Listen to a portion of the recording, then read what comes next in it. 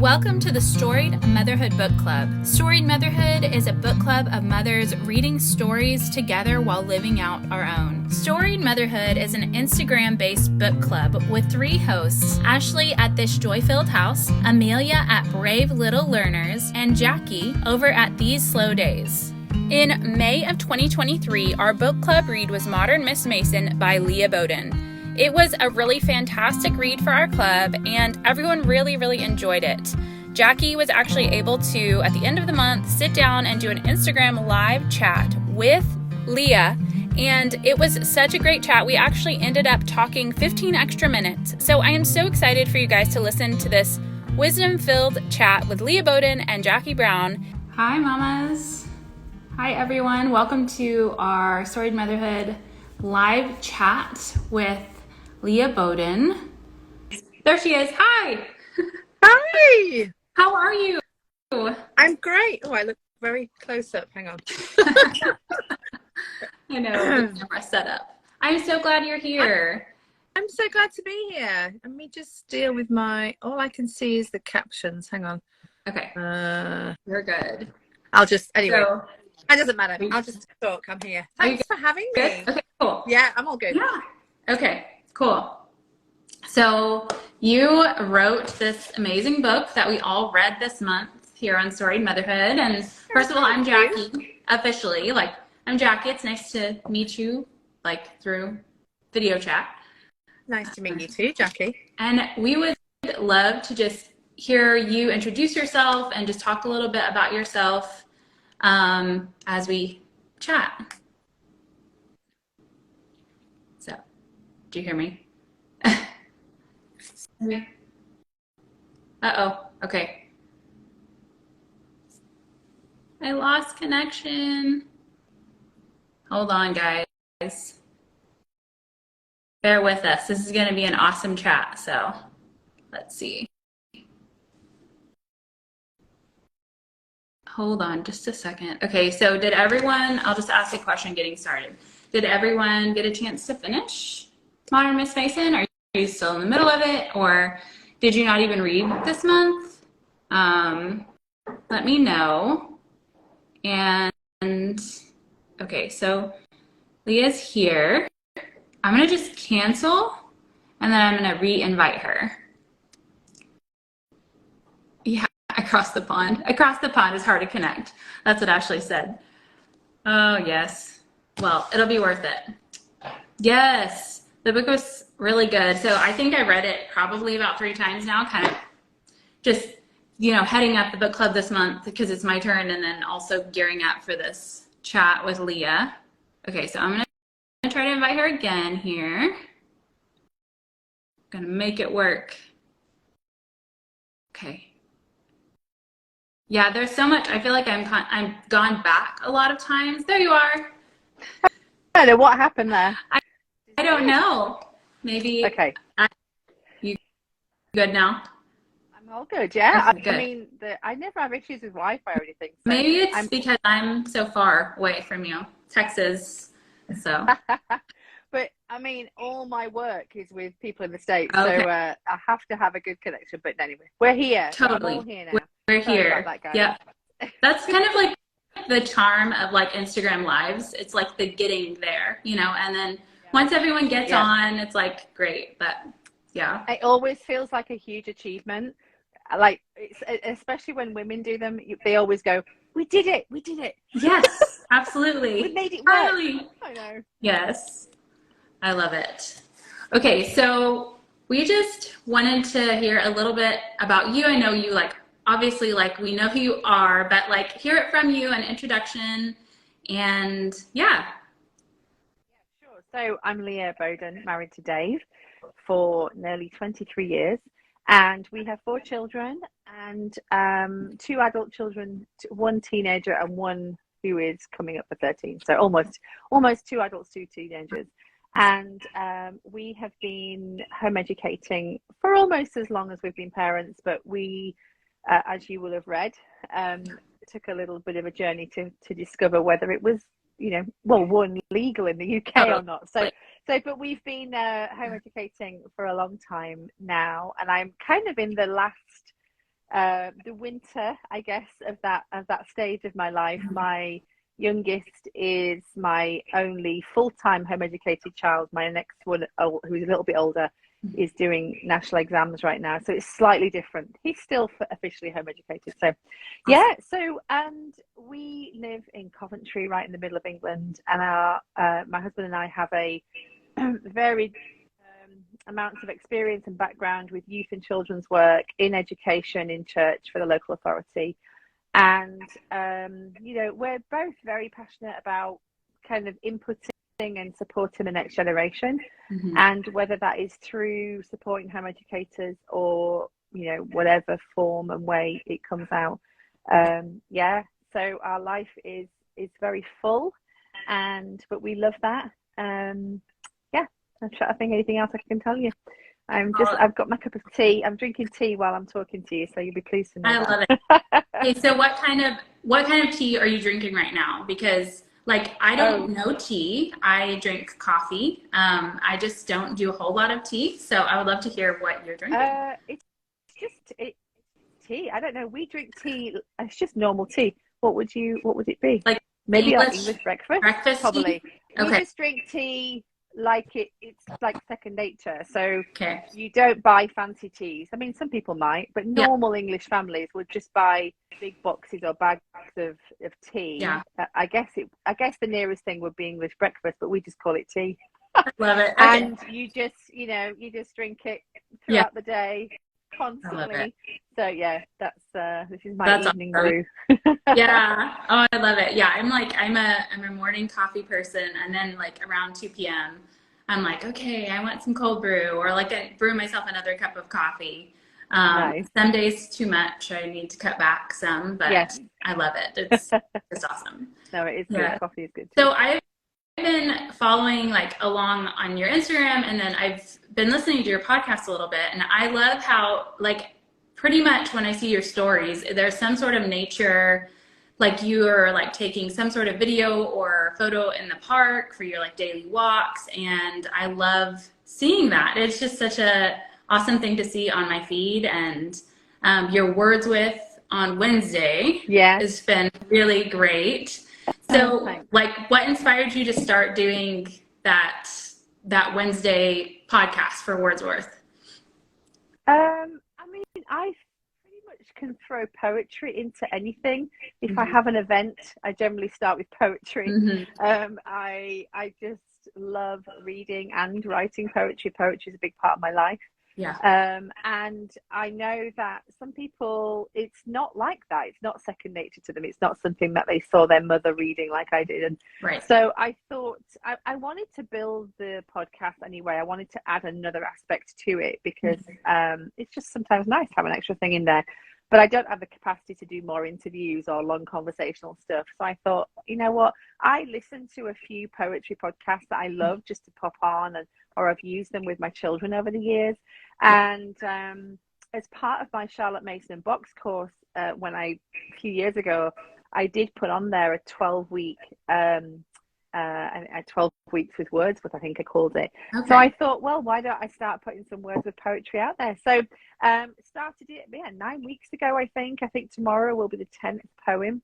And it's had great response. Yeah. And I think it's just, it's a couple of minutes, and you can either engage as a mother, and it means that you've had some poetry that week or that day, or some people are listening to it with their children. Yeah. So yes, I'm sure at some point, because of the alliteration, I will struggle to move past Wordsworth, but we'll figure it out. Yes, absolutely. Well, I really enjoy it. I haven't caught the last couple of weeks, but it's a nice mix up, because sometimes I feel like I am trying to listen to a podcast, and it's so many good things being said. Sometimes I just don't have the brain capacity to intake all those things. So hearing just a little bit of poetry on a podcast it's so sweet. So really been enjoying that. That's good. But yeah, so I have a few questions for you. So I sent over a list of questions, but beyond that, I wanted to kind of start and ask you, what inspired you to write Modern Miss Mason? And I know you touched on that a lot in your book, but it does such a good job of presenting like the Charlotte Mason ideas in like this non-intimidating way. And I think it helps us like mothers like come out, it encourages us to come out of a place of abundance to homeschool rather than fear or worry. So that's kind of like what I took away from it. And I would love to hear like what was the biggest inspiration and the moment that you felt like I want to write a book on this. Yeah, I think as often is the case with authors, especially with nonfiction stuff like this, you often want to write the book that you wish you had, you know, two Yes. decades ago. Right. And I think there was an element of that. Mm-hmm. There are some amazing books about Charlotte Mason's philosophy. I'm just looking across now. I've got a whole shelf of them that I use for research and to really pad out my own understanding as I've worked it through with my kids. Mm-hmm. But there also was an element over many years of coaching and teaching and running retreats and working with families to find their freedom in the philosophy. There were some familiar themes that were coming through, same sort of questions, same sort of worries, the same barriers to them really finding their courage and freedom. And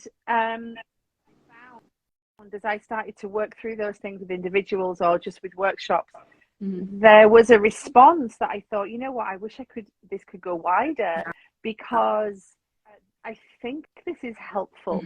I think this could be something that is not being said within the Charlotte Mason philosophy. People are definitely living it out. People are doing this. Who's saying it? Who's being the voice to say, hey, you can find your freedom within this, and it doesn't have to look like a Victorian homeschool, Victorian schoolroom. Right. So really, that was kind of what I was feeling, and I've always written. I was doing writing anyway, doing some freelance writing, and I've always done various forms of writing, but never had a publishing deal. And basically, right time, right place, somebody said, hey, have you thought about writing? You should meet my agent, you know, and the rest is history. Awesome. So the kind of this and I mean, it took years to get from that initial conversation to signing a contract with a publisher, and these things are they're a big deal, and I'm grateful. But it really stemmed from all those kind of wanting to help, wanting to support. And you can have thousands of followers on Instagram, you can have a huge email list, but a book does something different. Putting a book into our hands, we get to own it, we get to underline it, we get to see words that we feel like nobody else has seen, or you feel seen through it, and they just get to stay with you. And that's why I love books. And books are still incredibly they're selling well. The people are still wanting them in their lives, even though we are in this content driven community and society. So really that's where it came from. And completely privileged to have been able to get it out there, and also really honored to see, to hear the response and how it's helping people. It's worth it all. So yeah, that's amazing. That's so awesome. And I love how you there was a part in Walking, I think it was Walking with Charlotte, where you talk about this is more of a book on how to be rather than how to do. And I love that, because sometimes I feel like books, especially in like I don't know, like the homeschool community, sometimes they can be like, this is what you need to do to be like, to do it right. And I feel like your book really pushes against that and says, no, like from a born person approach, like that's, if that works for you, yes, great. But if it doesn't, that's okay too. And you can find what works best. And you know what? We're not ignoring the fact that we like practical details. I put a top tip for nature study out on Instagram today, and it's had this huge response because people they love the hacks, they love the tips. But what's more important to me, I'm happy to share some tips. I'm happy to share, how it looked in different seasons in my homeschool. And in fact, one person said, I think it was a review, they were like, one thing I would say, I wish we kind of got more of a glimpse into the day-to-day homeschooling. But then I wouldn't do that because it doesn't look the same for every person. And I don't want to be prescriptive. I don't want to sort of prescribe my homeschool experience. Yeah. And then everybody, you know what social media is like, everyone thinks, well, mine doesn't look like that. And I don't want yours to look like mine. So I veer away from that. I'm happy. I mean, with coaching and with, you know, all that kind of stuff, I am more, I will give more sort of how involved with the practical stuff. But I really want to help mothers to find the nafas, as I describe in the beginning of the book, that soulful, hey, this is about this being. Right. And that actually you know, if you can get that, you can avoid burnout. You can keep this peaceful, joyful countenance in your home educating, in your own life for many, many, many years. And here I am, you know, quickly approaching 50, and I am just as passionate, even more, about a living education today than I ever have been, because it grows in you. And that is the difference between, hey, let me tell you how to do education and how to, you know, buy this curriculum, do that. That's all fine, but tell me how to live. Because I want this to last forever. And that's what I try to communicate through the book. Yeah. Oh, that's so good. And it's so true. You did an amazing job. It was a really inspiring book. And thank you. I think I've read it about 3 times now, kind of prepping for like you know, talking to you, and then like, you know, preparing for the book club month. And then I read it at the beginning of the year whenever I like read it on, or I listened to it on audiobook. So I'm like, it's so good. Every time I look, like, oh, that's really good. That's not underlined yet. So thank you for sharing your wisdom in that, you know, format, the book format. So I have a question for you. So Charlotte Mason inspired questions. What advice would you give to a mom who wants to read Charlotte Mason's volumes, but finds it intimidating? Would you start there, or would you start somewhere else? No, I would start there. But I would start, I mean, intimidating, you know, I would say, what do you mean by that? Because the language is no more intimidating than a great book, really. Or, you know, there are some cultural, old organisms, and there's a few things in there. I get that. But really, you just got to take it slowly, and you just have to kind of break it down and just read a couple of pages at a time, and really enjoy those pages. What I would say is that when I first started, I don't know if you can you see, behind my book, there's some little pink books there. So they're my very original 6 pink volumes that were bought for me by my mother-in-law, and I talk about that in the book. They were the only thing that was available, really. And they you know, as soon as you open them, the spine broke. And then they had this tiny margin. Whereas now you can buy annotated versions, you can buy them with massive margins, you can get them. Living Books Press have done the whole series on audiobook. I've listened to a couple of them, and they're really well done, really well produced. So what I would say is definitely engage with the books. Choose one, but then choose the way you want to engage with it. So you can buy it in modern English. You can, you know, get the one that's, if you're American, and you're struggling with some of the old English, you know, use the vernacular, then use, I think it's the Charlotte Mason Plenary.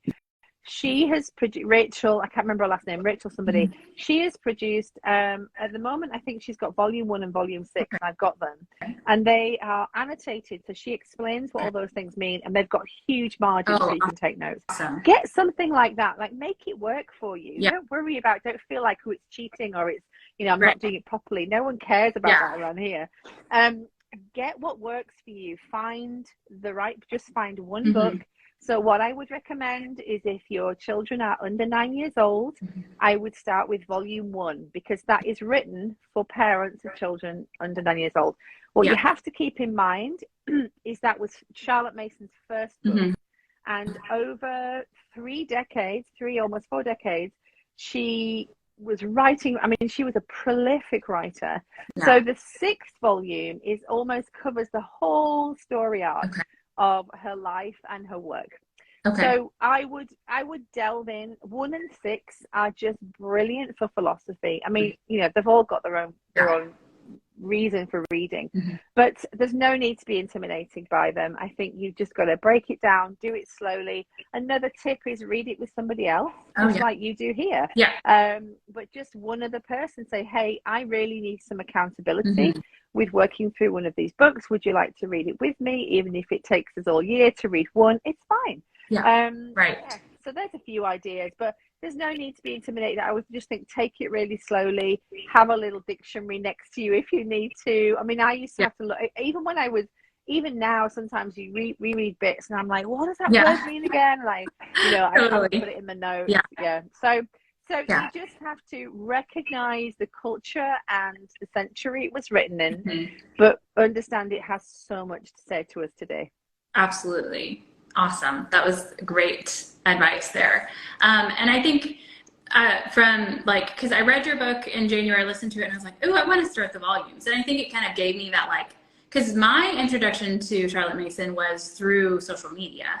I had a friend who she still does Charlotte Mason method, her kids, and she was using Ambleside, and so this was all of my introduction to Charlotte Mason before I really even knew who Charlotte Mason was or where the main primary source of Charlotte Mason was found. So, you know, and then I always heard it was hard to read them, hard to read the volumes. I don't know where I heard that at. Maybe that was made up in my head. Maybe I just decided it was hard. Definitely made up. Definitely. Yeah. I mean, so, you may have, we do take those ideas on from other people. Right. And you may have read it somewhere and your brain decided to believe it. But they're not hard.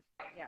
Well, and I think, like, I feel like your book kind of gave me like I should just jump in. So like I bought a couple of the pink ones, like off of Thrift Books, and I jumped into home education because my oldest is 9 and they go down from there. So I'm maybe 100 pages in and I'm just slowly, like, it's like my stiff book right now. You know, it's like that harder when I get a chance to grab it and I have the brain capacity for it, like I jump in, and it has been so good to have that and just read Charlotte's own words. Yeah. And so anyway. Love that. Okay, so you mentioned this just a second ago. You said that the last volume kind of encompasses all of it, but which Charlotte Mason volume would you start with reading? Does it matter, the order? I mean, I would say, I don't think particularly matters. I think what matters is you just have a go, pick up one and have a go. Okay. Most people start with one because it makes sense. You know, people are used to reading a series like that. Yeah. But the books are quite different. So, you know, and they've all got a different story. So some of the books are made up of articles from the Parents Review magazine. And they're pulled across and they were collated and put together. Yeah. So that reads in a different way. The book ourselves is 2 books in one. Okay. And they're really written for young people to read and to understand the heart of God, the heart of man. And they read very poetically. It's very different and it's beautiful. Ourselves is one of my favorites, but there's two books, and it now has been when it was republished, I guess, you know, however many years ago, they put the books together. Okay. Somebody at some point decided to do that. So they've all got, you know, and the story, the books have all got the story, but 1 and 6 are very much her words about capture the core of the philosophy. So volume 6 are really her. So volume 6 was published after she died. Okay. And she was, you know, she'd been working on it, and it very much is kind of this is what I've come to at the end of my time, my career. This is what I've learned. And so you do capture this, you know, big picture. So volume 6 is great towards a philosophy of education. Okay. So you know what, if you've got a big family and this wide span of children, you might want to jump in with volume 6. But Interesting. if you are Yeah. just starting Yeah. from the beginning, just start, pick one, have a go, read it with somebody else. And what you find is, and I say this in the book, I think as well, is that you do get these familiar threads that come through all of the books. And so you do get these kind of, this gentle beat of who she was, what she was about, that comes through everything she writes. So you do feel that the core of her philosophy through reading any of the books, really. Yeah. Well, that's good. That's great. That gives, once again, like, just gives freedom, and jumping into Charlotte and there's freedom in it, you know. So I wanted to give a little bit of space and time to Walking with Charlotte, your introduction. Yeah. I had mentioned, so I've gotten better, but I definitely am a introduction skipper. And I know Amelia, Amelia also admitted the same thing, and I think we're the only 2 people on the planet who are. Anyway, but I did not skip your intro, but I was just, because it was such, Why would you do that? Why would you skip the introduction? What do you think the introduction is? Well, I guess maybe I just have, usually I feel like the introductions are shorter. So when I noticed that your introduction was really long, and it was, I believe, because the first time I read it, I was listening to it, it was about 30 minutes, 40 minutes long. And I was like, okay, there has to be, this is a significant amount of time, you know. And I feel like, I don't know why, I just always, not always, but, you know, in the past, I've definitely been an introduction skipper. But that's interesting. That helps. I mean, but also if that is more common than I realize, that does help me. I guess it helps the writer when you're framing that, because the introduction for me, I loved writing that part. In fact, I wanted to call the book Walking with Charlotte when I first pitched the book. That's what I called it.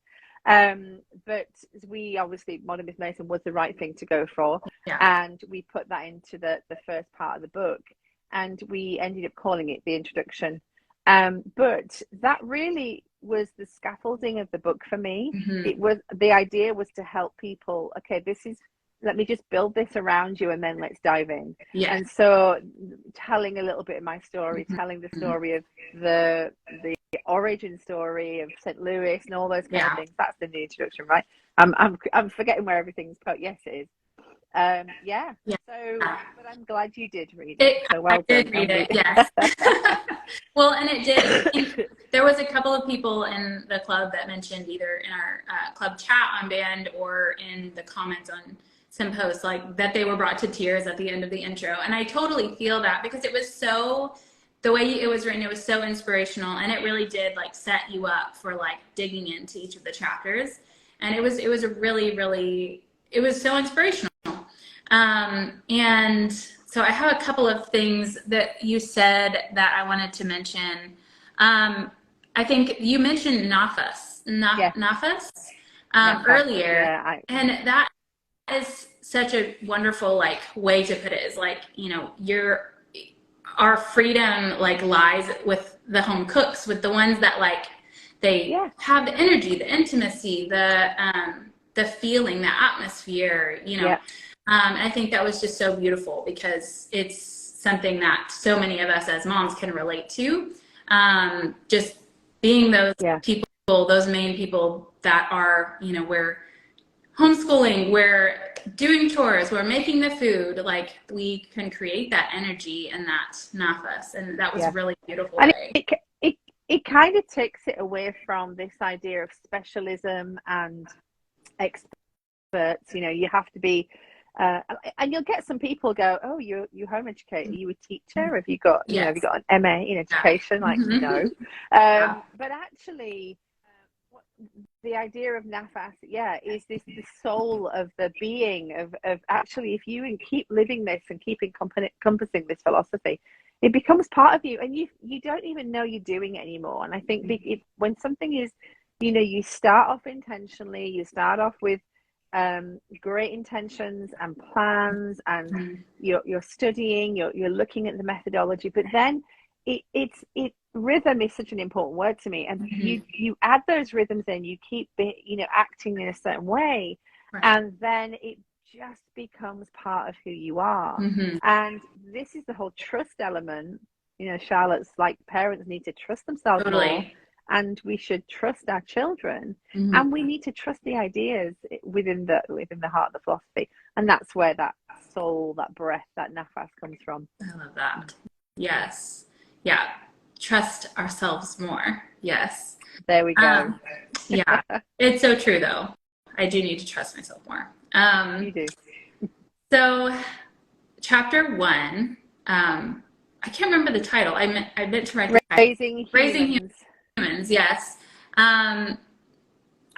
The born person's approach is so beautiful to me. It just is such a, it's like that cornerstone of the whole philosophy. And I think that's what draws me to Charlotte Mason's, her words and her methods and just all of those things. And because we get a privilege, you said on page 21, we have the privilege of having the front row seat to our born persons unveiling. And it's just, I love that.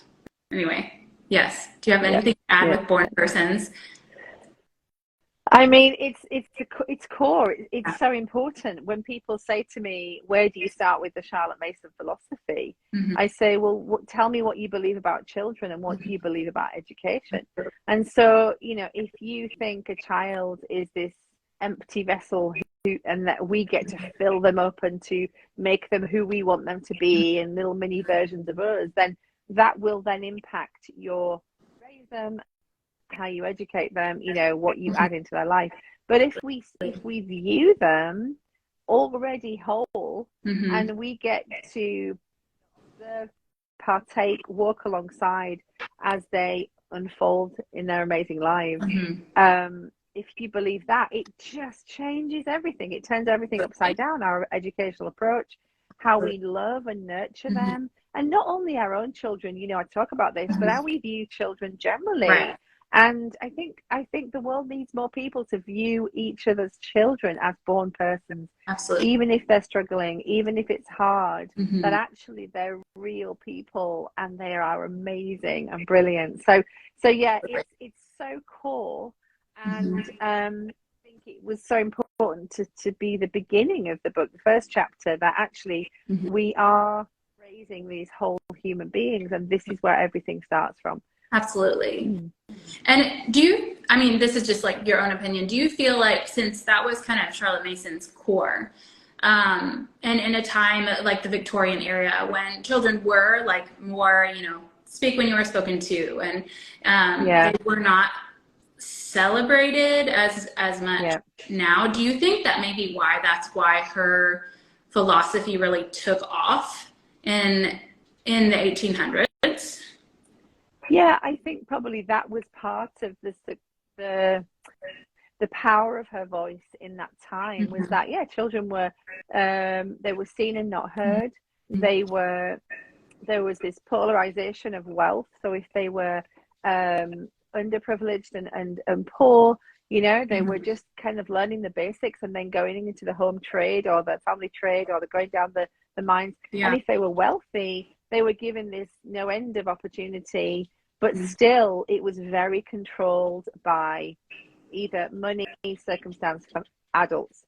And so I think what she saw was the whole thing of liberation, which meant wide and spacious, rather than, you know, not politically liberation, but just this wide and spacious education and this view of children just sets them free. It sets us all free. Excuse me. And so that really, I think people were saying it. You know, Charlotte Mason wasn't coming up with all her, like anything, there's nothing new under the sun. So she was inspired by philosophers, and even you can hear some kind of ideas come through of people who worked in education, and just poets and all sorts of voices that she took from and brought them into and tied them into her educational philosophy. And so other people were saying, hey, children are really important to society. But I guess living in Victorian Britain, goodness me, I mean, children weren't seen like that. Totally. And so she was a mover and a shaker. And, you know, from an educational point of view, unfortunately, her principles, past the Second World War, really. Mm-hmm. They're not part of the wider scope of the UK education system. Mm-hmm. But how we celebrate and nurture children, thank goodness that is very different today, isn't it? Right.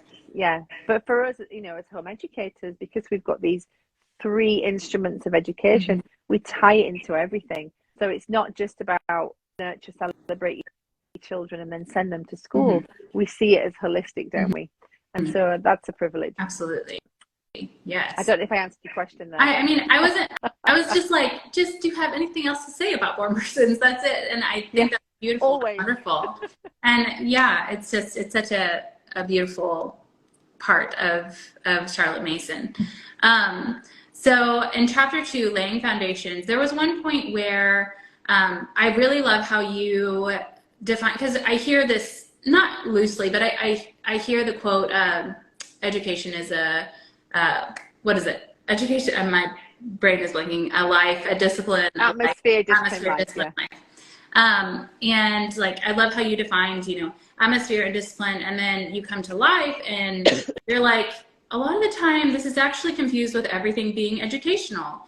And it was like, oh, wait, hold on.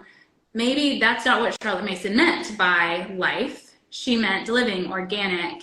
And that was a really cool, it's about connecting minds, connecting your children's minds with, great minds. And I love the way that you wrote that and clarified that, really. Yeah, and it's interesting because, again, I think sometimes I get this bird's eye view. You do get a bird's eye view on social media, mm-hmm. but through coaching, often people will say, well, isn't this what it means? Or that, and I picked up on all these things, and you don't always realize there's so much misunderstanding, mm-hmm. and it's fine. I'm like, do your thing. It doesn't, people still will love, nurture, and educate their children. You don't have to have this perfect understanding, but actually, education is a life, is actually an explanation of what we use, how we resource our mm-hmm. children and their education. Mm-hmm. So that is the kind of do bit, mm-hmm. But it's so much wrapped up in the other things as well, because we are we're connected. Education is a science of relationship, it's a science of relations, so it all ties together. Mm-hmm. But yeah, that's what she means by life. I love it. I mean, easily misunderstood. Absolutely. Easily. Yeah, I mean, I guess in a lot of ways I kind of didn't really know what it meant exactly. So I mean, to have that like description and clarification was like, oh, okay, this makes sense. And then that ties in so well with, I feel like, as I was reading the cultural capital chapter, 8, I'm kind of skipping ahead, but I felt like that was like, this encompasses the life portion of, of that part of that quote and what she said and what she meant. Anyway, I kind of skipped ahead there, but it really, really does, because you're introducing your children to wonderful literature and art and poetry, and just making this wonderful world for them. And so that really ties into the life portion. Yes, definitely. Let's see. So chapter 4, I'm trying to find a few of the specific questions because it's already 2:10 and I want to definitely get those answered. So actually, chapter 5. So there's so much good. I hate skipping anything, but don't worry. Well, masterly inactivity. So I'm just going to touch on that real quick. Oh, I missed one. I missed 2. Oh, okay. Back to chapter 3. Sorry, I'm jumping all around. Which one are you in? 3. Chapter 3. Capturing attention. I have a couple of questions here, and they seem like they fit really well there. One is how to incorporate Charlotte Mason while also having a newborn and toddler. Okay. Yeah, I mean, I did that. I definitely did that. Yeah. Charlotte Mason. I mean, what I would be doing if I had what I was doing, I can tell you what I was doing back then, was I had a newborn, a toddler, and then 2 older children as well. And I was learning, taking everything very slowly, continuously learning for myself, and then just slowly, or she's just saying, the restful homeschool, bless you. That is her question. So I would take everything very slowly, and I would be continuously learning myself. So I was reading the books slowly, taking notes, so that I was growing on the inside, and mind and heart ready for ready for as they get older. And I don't know if it's just a toddler and a baby and there's older children, but if it's just a toddler and a baby, I would just be starting to incorporate just daily reading. So reading to the toddler some poetry, some lovely storybooks, introducing, nursery rhymes and songs and things like that. And then I would get outside as much as possible, depending on the climate that you live in, and letting them just explore little pieces of nature, even if it's your own garden or yard or whatever you've got. And really, it's the beautiful beginnings. In fact, whoever that is and whoever wants to know, if you DM me, I have a workshop called Beautiful Beginnings, which is all about incorporating the Charlotte Mason philosophy preschool. So DM me and I'll send you the workshop. It's a 5-year-old about to be 6, toddler and newborn. So, okay, Beautiful Beginnings, this is what I call it. So I would start with a little morning rhythm, reading some poetry, listening to some music, and having some kind of story that you could read to them. And I would start to put that consistently into the rhythm of your day, so they know, oh, this is, we're doing this. And then I would go outside. And I think that kind of thing, and even, I mean, you can introduce art prints so early in a child's life. I'm looking around because I've got art all over my wall, but I don't want to mess up my whole camera situation here. But you can get, so there's some lovely books that have about Van Gogh and Monet and all that kind of stuff. Start to show them artwork and just let them hold it. I've got postcards. I go to galleries and buy postcards, and they can hold it and become familiar with color and just these familiar images. I mean, some of those things are beautiful. So you can, right from very early stages, you can start to begin to get them used to just having a little morning rhythm, listening to you reading aloud, looking at some art, listening to some music, and then going for a little walk. And I think and then just play, do all the fun kid stuff. But those things are, really, really great. But yeah, please do message me and I'll send that workshop out to whoever wants it. I love that. That's awesome. That sounds really great. I have my 9, almost 7, and 4, and almost 2. And so we do a lot of that. Like we have a morning time, and the little ones will join in. I'll have them painting or like coloring. Hopefully my little one, if he gets a hold of a marker, it's everywhere. But if I can get him, ask him if he wants paper. Do you want paper? Let's get on paper. Yeah. And they love it. They love our morning time, and it's like, that's, in some ways, that's kind of like all I have the capacity right now to do with the little ones. It's just, it entertains them, and it, while I work with the older ones. And that has been just so freeing, because when my oldest was young, I was like, let's do workbooks, let's do letters. And there's nothing wrong with that. But this is just much more gentle.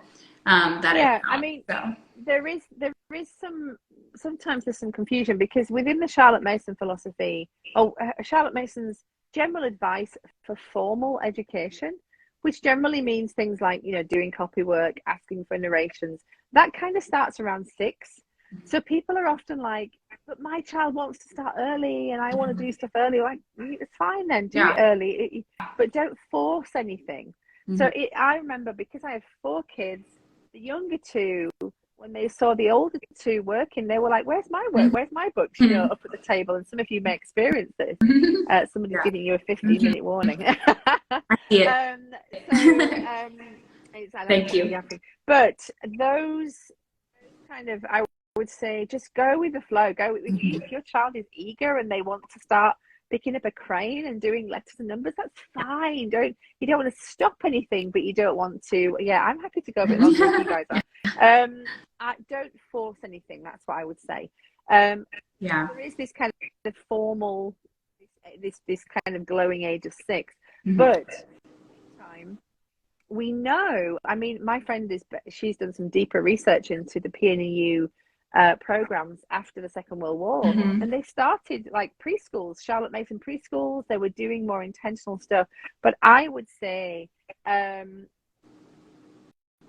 start to establish those rhythms. One little tip I used to do when I had older children and I was doing more kind of formal stuff with them, and if I had a toddler around, when I had a toddler around, I would have I would prep some tubs. I would generally have 5 or more tubs with different things in them, very tactile things, but they only came out kind of that learning time, and I would rotate them. So they weren't part of the normal toy box and all that kind of stuff. They were like on a rotation. And so there was always, one of them had lots of different material in, like silk scarves and things like that. Another one had, pine cones and acorns and different things, depending if your child eats them or throws them. You've got to judge all that. But I would have all these different things, and I would rotate them, and I'd like, and so the 2-year-old's like, a new box, bring a different one down. I mean, it sometimes lasts for 2 minutes, it sometimes lasts for 10, and that's a great thing. But just having, it doesn't have to be them on put a cartoon on while it can be very much you together, even babies and toddlers. So I remember I was breastfeeding one, having somebody else is on the floor playing. I'm doing a reading lesson with another one, and then another one's like, filling in a map. And I know that sounds very idyllic, but some of my mornings look like that, and it can look like that. Absolutely. So go for it, ladies. It's great fun. Oh, it's so good. So good. I feel like a lot of us have like littles for some reason in this club. So that was really awesome information and ideas. Thank you. So good. So I have another one from the same chapter. I felt like kind of fit into the same chapter. And let's see if I can find it here. Oh gosh, I can't find it. Tips suggestions for what are some suggestions from you for moody, like preteens who to help them kind of enjoy experiences, not rush, not be grumpy or judgy or write it off. So say the first, sorry, I missed the first part of the question. So some suggestions, and I didn't write down who sent this question. I thought I had it, but what are some suggestions from you for some moody preteens and enjoy experiences, and so kind of the opposite spectrum of toddlers? So yeah, I love them. We gotta love them. So what I would say, again, just as much as you are so enthusiastic about learning about pregnancy and birth and toddlers and babies, learn about the development of the stage that your children are in. Charlotte Mason was really big on this. She had a mother, she had classes for mothers, and part of those classes were to understand child development. So I'd really, I think we can very quickly get frustrated and kind of typecast this stage of life, like, moody teenagers. But actually, what my husband and I have worked with young people most of our adult life, and so it doesn't mean it makes it any easier, but you have a greater understanding of it. And if you understand what's going on in their bodies and their brains, physiologically, emotionally, there is another level of compassion. That's what we've discovered. So that's the first thing I would say is, before I start giving tips on educational stuff, is gain an understanding of where they're at and what's going on. And I would say, prioritize connection, because that's really, even though they look like they might be pushing you away, actually they need you more than ever before. Absolutely. So prioritize connection. It might not be during that time. It could be a completely spontaneous, go out and get a milkshake, go and do something completely different, but really make sure you will feel exhausted by their emotion. And like you are, they don't want you. I remember when I think I wrote it in the book, actually, when I was new into this stage of parenting. And I remember reading a writer on Anvos Camp saying, when you most want to push them away, that's the time to draw them in. And that was a massive thing for me. That was huge, that actually your nature as a human is to just go, I don't want to deal with this. But actually they really need you. So from an emotional point of view and a relational point of view, draw them in. From an educational point of view, there are huge changes going on, especially 10, 11, 12, 13. There's so much going on in their whole world, and in their inner world and outer world. And so you will have patterns of things that you have always done. You're going to have to change.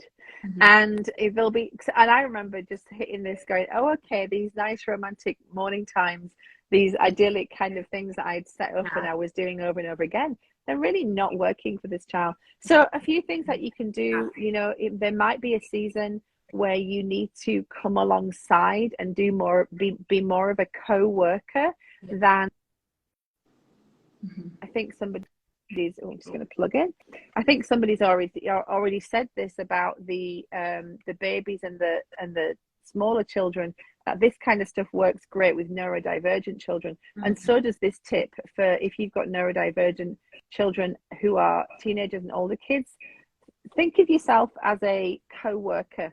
Come alongside. So I used to do like rest times. I used to really be a massive proponent of, well, I still am, of independent learning and setting them up and growing that independent learning time. But actually, I realized when some of mine hit those teen years, they needed me alongside them. They needed me to not keep saying, you can do this on your own. You go and do that math lesson. Actually, what I realized is that when I said, hey, let me come and do this with you, it just softens them a little bit. And I would say as well, if you're in a season where it's particularly hard and they, I always say the same with toddlers as with teenagers, they need snacks and naps, but not necessarily, they just need more sleep and a bit more food, whereas toddlers just need a really good nap sometimes and a bowl of Cheerios, don't they? But actually, that kind of stuff is helpful. So I wouldn't start any kind of learning expectations until they've eaten. So that's a big thing with my kids. I'm like, have you eaten? Because I need you in the room. But come alongside, and this sounds silly, but lower your expectations just for a period of time. So just shorter lessons. Okay, they're struggling. I'm just going to back off a little bit. We're just going to adjust a few things. And also the last thing I would say is involve them in the education conversation. So for so many years when our children are young, we make all the educational decisions. We set the we buy the resources, we do all the stuff. And I think when they get to a certain age, it's important to bring them into that conversation. Hey, how are you feeling about this? Is the stuff that you're interested in that you want to learn about more? Look for the spark, look for the things that are kind of really making them come alive. Do more of that. So I feel like I've thrown a lot of tips out there, but yeah, there's a few ideas. Yeah, that's so good. I love that, just kind of thinking about really just focusing on at first, like where they are at in life, what their stage is, what their developmental stage is, and like kind of meet them there. And absolutely. That's so good. Yeah, well, somebody's just saying they heard that preteens are just like preschoolers. They are a little bit, apart from they're a lot more opinionated and they think they know everything. So that's mind you, some toddlers do, don't they? Oh, yes. Okay, so do you mind going a few extra minutes, like say 2:40 or 15 more minutes? That would be, I don't know what time it would be. Let's do it. Okay, cool. I'm here, Awesome. Great. So in chapter 5, your narration chapter, and I don't know if that was the particular chapter name of it. There was a name. Masters of Narration? Yeah, Masters of Narration. Okay. Yeah.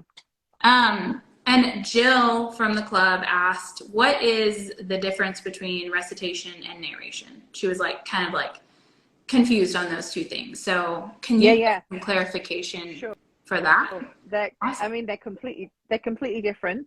So recitation is really kind of memorizing something and reading it back. So, you'd recite a poem or you'd recite a quote or a speech. So that's recitation. And actually recitation is part of the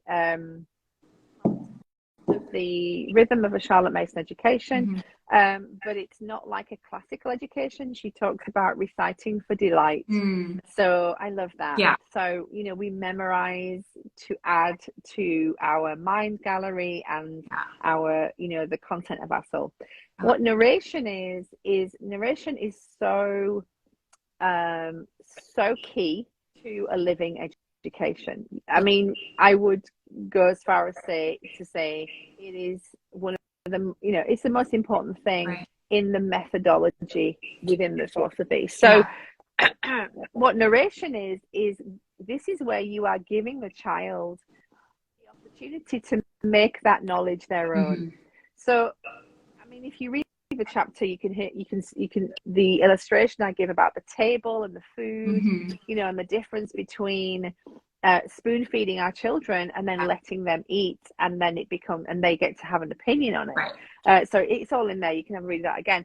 But the difference here is that what narration is you present.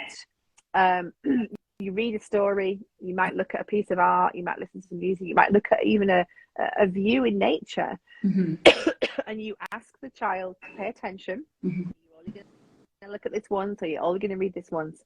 And then you ask them to tell you back. So what did you hear? Now this isn't repeating parrot fashion, but what happens is, just like when you teach something, whether it's me talking about Charlotte Mason, the you know, the teacher becomes the master. So however, when you're teaching and you're responsible for communicating something to somebody else, that knowledge goes deeper and deeper to you as a person. So I could talk about the Charlotte Mason philosophy until the cows come home, as we say here in England, because not because I've done any more work than anybody else, but because I've spent so much time talking about it and communicating it. And narration does the same thing. You're saying, hey, what did you hear? And the child then gets to tell you about what they've listened, what they've heard in that book, or what they saw in that picture, or what they heard in that music, or what they saw in that view. And they do that as a and then then this work happens into their long-term memory. And it's amazing, really, because it's this fantastic and it's scientifically proven way of this memorization working, or this memory work, this visual memorization working. And so really that's the difference there, is that, you know, recitation is literally memorizing something and repeating it back, whereas, you know, narration is this educational tool, this method that is attached to most subjects within Charlotte Mason philosophy. And it really does mean, you know, the Charlotte Mason said, whatever a child digs for becomes their own possession. So the digging is, it becomes theirs. I'm going to take ownership of this, and then it's mine. And that's so different to comprehension or lecturing, or I'm going to teach you something. They're actually getting to gain it for themselves. So it's all in that chapter. I hope that's helpful to the lady who asked. I love that. Absolutely. It's like, or when Charlotte Mason says that the only possible education is self-education. I'm butchering the quote, but it's like, and I mean, I see that, within myself, but also within my children. Like, I see that, you know, they really want to learn about the things they want to learn about. And that's like you know, that is them making this choice to educate themselves on something. And it's really cool. So at the end of that quote, she says, everything else is just mere veneer. So it just sits on the top. So we know, I don't know what your education was like. I wasn't home educated, and I studied to pass exams. And I could not tell you the content of what I studied at school, but I could tell you about a book I read with my kids last year, this week, 2 months ago, because of the method attached to it. So self-education, you know, I've spent the last 17, 18 years learning about the Charlotte Mason philosophy, not because I was going to do a degree in it or pass an exam, but because I wanted to.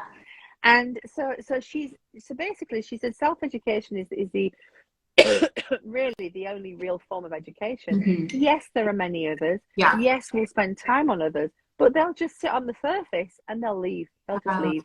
Yeah. So Interesting. Okay. That's great. I love that addition to that quote, because it makes so much more. I have like this visual picture of it now. So that's awesome. yeah. Cool. Yeah.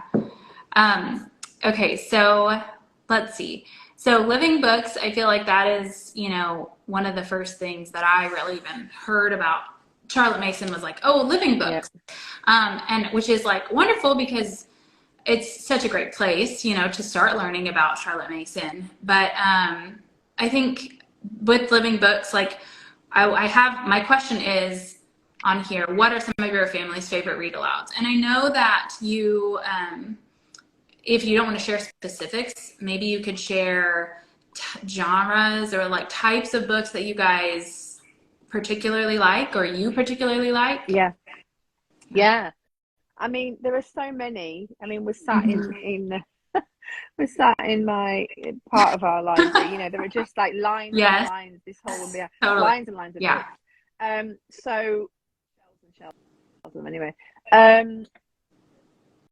Probably a good idea.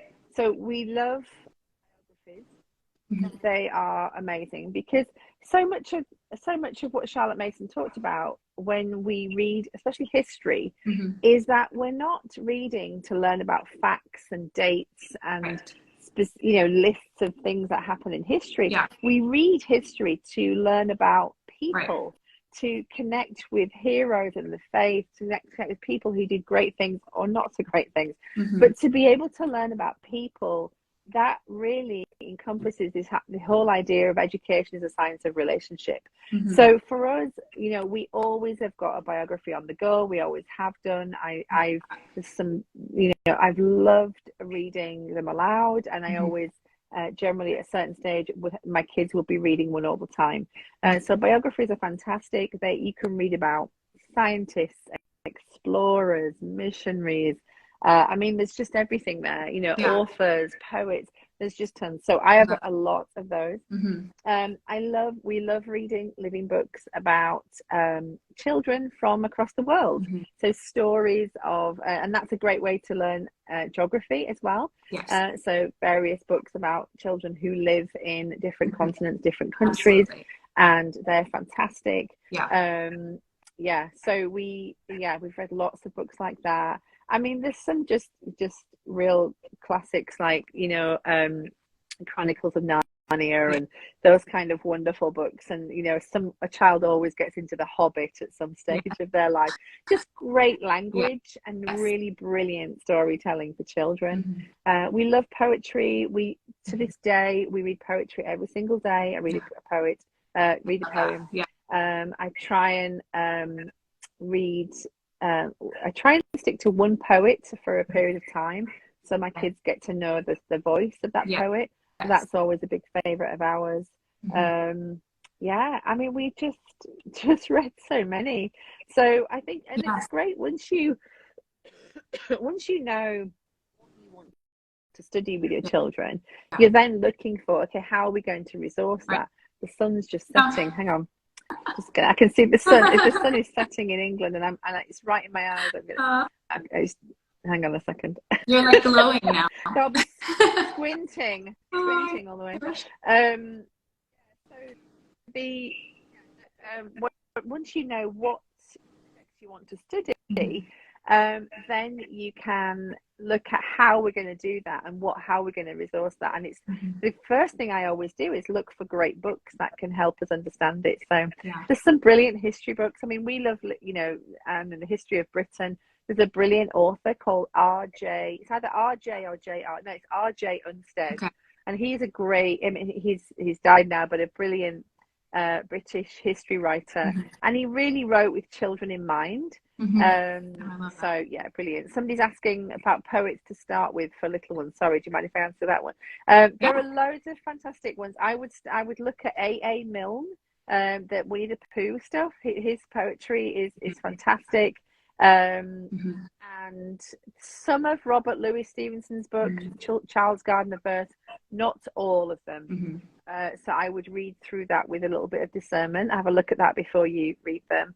There's Christina Rossetti. She's got brilliant poems for children. Yeah, there's just off the top of my head. Yeah, there's lots. Anyway, there we go. I realised time is ticking away. I know. Well, we have this nature poem book that I bought last year, and it's a nature poem a day. And it's been a really cool, you've probably seen it. It's really beautiful and large. And so we'll hop into that, when we sit down to do a morning time. But poetry is not something that I focused on younger. So it's something that I've kind of discovered in high school. I kind of got into poetry a little bit, but it's something that I love being able to start with my kids young, because it's such a beautiful way to like hear language put together. Yeah. So, yeah, I love that. But we have Child's Garden of Verses, and I'll like flip through it, looking at some, and I'm like, I think I'll skip past that one, that kind of thing. I mean, but just discernment. It's been recommended in Charlotte Mason circles for many, many years. I say read cautiously. I mean, I would say that about anything. You've got to read everything cautiously and just use discernment, what's right for your family. But some of his I would not go near. Just totally. For the cultural context, and it's inappropriate. Right. Absolutely. Okay, so chapter 7, I know we're running out of time here, but let me look through here.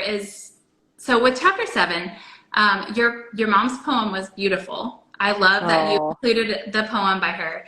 And I think that, and I meant to say this earlier too, I love how like your parents, you included them so much and talked about them so much in the book, I feel like, and how they really started, even before you discovered who Charlotte Mason was, they had already been planting those seeds. And it's like really, really cool to like read the book and hear your parents, they didn't home educate, but they worked hard. They loved you. They loved music. They loved the arts. And then that trickled into you. And then you have now, studied Charlotte Mason for 20 years. And it's really cool to see that woven throughout the book. Amazing. But I just thought about that as I was reading the nature study part. But the poem was beautiful. And let's see. So we kind of touched on the cultural capital book, but I don't have any specific questions on that chapter. But I just love how it really ties into, education as atmosphere, discipline, and a life. And then the reclaiming motherhood section, I know a lot of people really enjoyed that. That's the feedback that we're getting.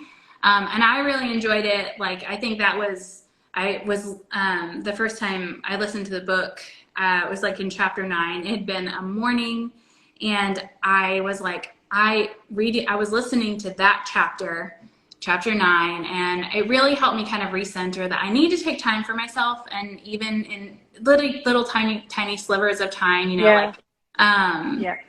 and it was just very encouraging.